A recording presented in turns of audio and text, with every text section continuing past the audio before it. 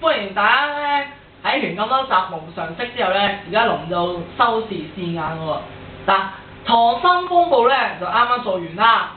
咁收視幾多咧就唔知嘅咁好快咧又有一套新劇叫《學警速姦》喎，又係講警察。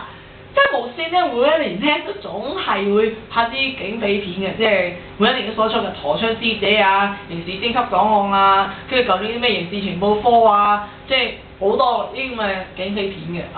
咁但係無線咧，基本上真係由於佢收視高，做咩都紅咩嘅譬如話做衝上雲霄咧，就會興呢要做機師啦做空中少爺啦，咁做烈火雄心嘅時候咧，又會興做呢個消防員啦。拍警匪片嘅時候咧，可能又會興呢個又做翻警察喎學警雄心嗰啲咧嘅延續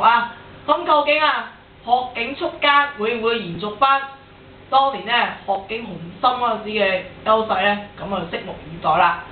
跟住落嚟咧，請大家收睇第18集嘅我本姓梁啦。多謝，完，拜拜。